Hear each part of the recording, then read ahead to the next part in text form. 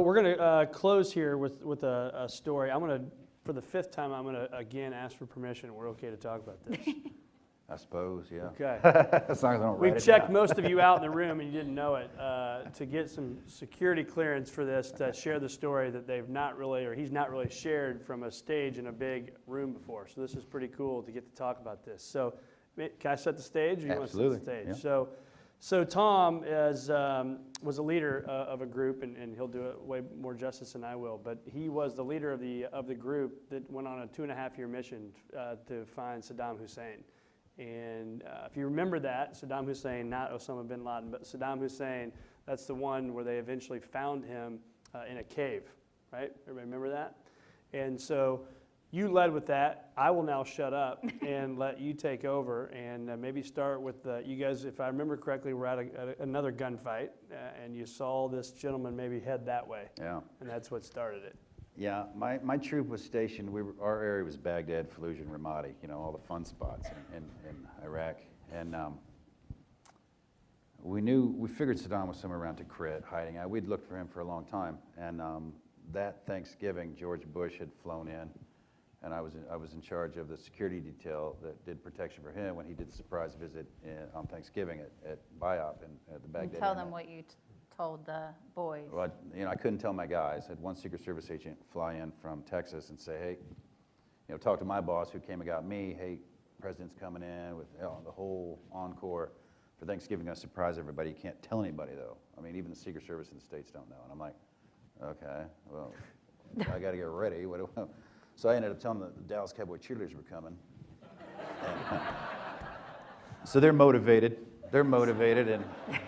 And we're training, we're running convoys out to BIOP and practicing on the runway. Cool. And then, so Thanksgiving Day, we're sitting down there, and Air Force One comes spiraling down, like what's this all about? I go, all right, I guess the story's up. It's not the Dallas Cowboy cheerleaders, so they were upset that the president came in. It was President Bush, not Yeah. the cheerleaders. So when he came in, we drove him around everywhere he went, and at one point, he's like, did you get him? I was like, not yet, but we're getting close, and I'm pretty sure we could have him by Christmas. He's like, all right. Let's do it. And then I got to go out and talk to these boys. He went out on stage, and that was the only conversation we had. And I was like, uh-oh. I just told the President of the United States that we would have, Sodom by December. So not that helped with the way it went down, but I had that stress on me. And so we did one hit one night on December 12th. Did a hit in Baghdad. Said, hey, one of the handlers of Saddam maybe is in town, we think. And he might be in this house, in this neighborhood, maybe. I'm like, well, that's what we do, right? We go look. So rolled up the guys, we went down the street, and And how many of you are at this time going in? 14 of us. Okay. Maybe 14 of us going in. And then we had some Rangers on the outside and some tanks and Bradleys that we could have, for use a couple blocks down the road if we needed them. But rolled in, and it was on a dead-end street, and we were going to the house at the end of the street. And I remember as we were rolling up, I saw a guy in black jacket, pants, whatever, walk in. I noticed he walked into a gate 4 or 5 houses up the street and went inside. I just happened to notice. And we went in the house, took the house down. Nothing happened. Nothing was going on, but there was some paperwork in the house that made us think. Then we started taking fire from the opposite direction, from an open field. I'm like, nobody likes to fire at us and draw our attention unless they want us to either trying to kill us, which these guys weren't, or they want us to chase them. And chasing them seems fun and easy, but usually you chase them into an ambush or away from where you need to be. So I sent a team down. I was like, go down to that house. I kind of described where I saw this guy go in. He might have left this house. He might have not. I don't know. Go down there. Well, we deal with this firefight, and they went down and cleared the entire house, and they finally went to the last room and flipped up a mattress off of a bed. And there was a guy laying underneath it with a plastic AK that they almost shot, just a toy plastic AK-47. So they almost shot him, and that might have been the end of it. Brought him back, and I asked him some questions, which is my job at the time, to get the shock of the capture and ask questions on target and see if we can lead to another target next door or across the street or anywhere in town before we go home. And he didn't have anything. He was calm. He had done it before. I can tell when you're afraid. I can tell when you're a badass. And you're not going to give me anything. You need to go to the big boys. And he was kind of one of those calm, unafraid, like, I know the deal. If I get caught, they have to let me go in 3 days if I don't give them any information, which is catch and release is what we did. And I was like, well, he's still going with us. He certainly earned my attention. So took him back to the rear and put him on a helicopter to fly to Balad. And that's where the detention facility was, the big one. I packed up everybody and said, all right, let's go to bed, man. I guess that's a night. And maybe 2 hours into my sleep, I got shaken again. Hey, we got a Saddam head. I go, again, with the Saddam head. We started calling it chasing Elvis. It was just always going after Saddam, always looking for Saddam and never finding Saddam. So I just went looking for Saddam earlier, you know. Well, no, this is the real deal. And I go, they're all the real deal. I've heard this whole thing before. So I get up. I don't wake anybody else up. We start planning. It starts looking a little bit real. I start getting the team leaders up, looking a little real. All right, let's get everybody up. Let's make up a plan. And so they flew that detainee up to Tikrit where he was supposed to be. There's another element of the squadron. There's C1, another 14, 15 of their guys that were in charge of that area. So they get to pick their position and their spot where they're going to go. Of course, they pick the hot spot, the farm, and I get the cook, Saddam's cook, you know. Thinking, whatever, man, I'm going in. Let's go in. So we got the 4th Infantry Division lined up. They get to surround the town. And they had hit the farm the night before, the same farm that we got Saddam on. They had hit it the night before. But it's a long dirt road in the open to the creek where the little fishing shack was. So they could always see you coming, and he would climb down in the hole. They'd put this foam cork over the hole, covered up with dirt. You'd never find it. I mean, he lived down there whenever he had to.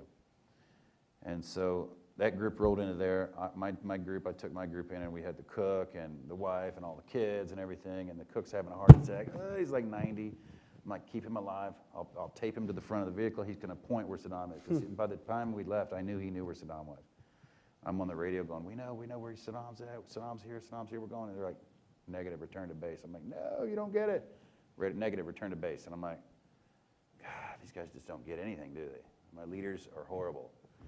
So we load up, we drive back to the base, and one of my bosses comes, come here, I'm going to show you something. Open up the door, and there looks like Uncle Fester sitting in the chair, you know, behind a plastic table. And I was like, oh, so this is why you wouldn't let me go looking for him. They had found him in the hole finally. They were getting ready to leave the target, and they had the detainee I caught the night before. The other guy was like, listen, man, this is going to be a real painful night for you if we leave and there's nothing here.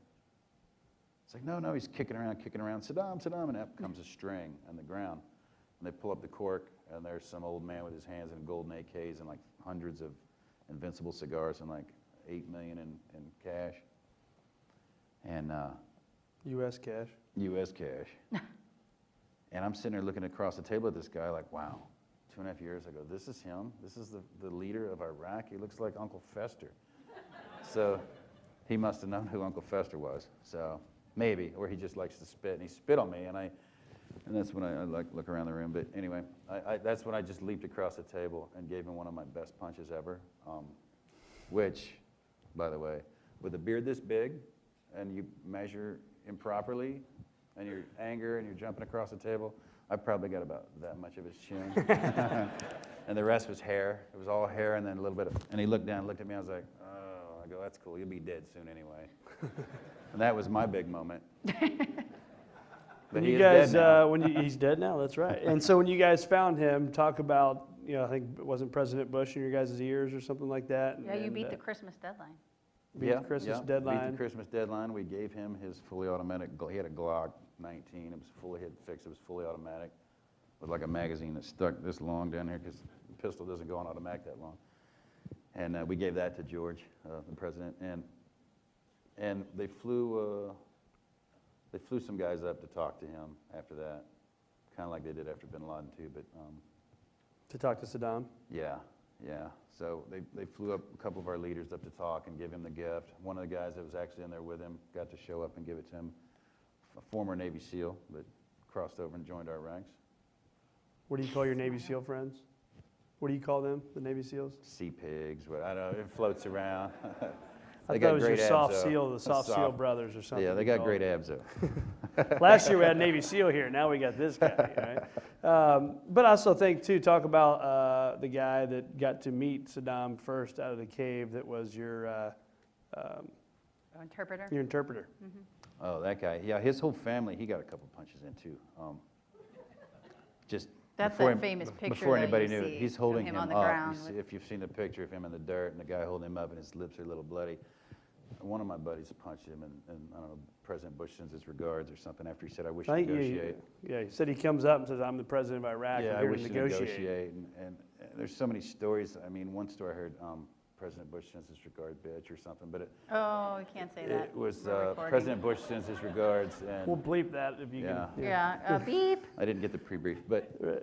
and just nails him, and you know, and then the interpreter did the same thing, and then he's holding him up for the photos because he had killed his entire family, and then before he fled the country to probably Michigan and stayed there for a while, and then we found the guy and brought him back over. A lot of the interpreters lived there in the past, and their families were all dead, so that was their motivation to contribute and go to war, even though they weren't really trained at it, to run around with us and be interpreters. And so you had to build trust with them, right? I Yeah, mean, some of them.